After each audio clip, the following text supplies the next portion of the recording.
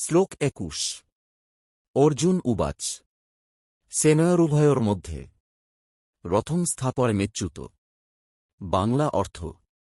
অর্জুন বললেন, হে অচ্যুত শ্রীকৃষ্ণ, এই দুই সেনাবাহিনীর মাঝখানে আমার রথটি স্থাপন করুন। সংক্ষিপ্ত শিক্ষা। সিদ্ধান্ত নেওয়ার আগে সত্যকে সামনে থেকে দেখা প্রয়োজন। অর্জুন যুদ্ধ চান না, তিনি আগে বুঝতে চান কার সঙ্গে যুদ্ধ করছেন। শ্লোক ২২। এবমুক্ত ঋষিকেশ গুডাকেশেন ভারত সেনয়োরুভয়োর মধ্যে স্থাপয়িতা রথোত্তমম। বাংলা অর্থ। হে ভারত, গুডাকেশ অর্জুন কর্তৃক এইভাবে বলা হলে ঋষিকেশ শ্রীকৃষ্ণ দুই সেনাবাহিনীর মাঝখানে সর্বোত্তম রথ স্থাপন করলেন। সংক্ষিপ্ত শিক্ষা।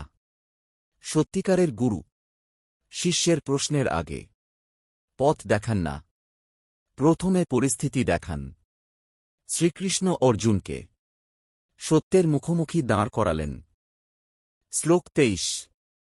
যাবদেতান নিরীক্ষেহং যোদ্ধুকামানুবস্থিতান কৈর্ময়া সহ যোদ্ধব্যাং অস্মিন রণসমুদ্যমে।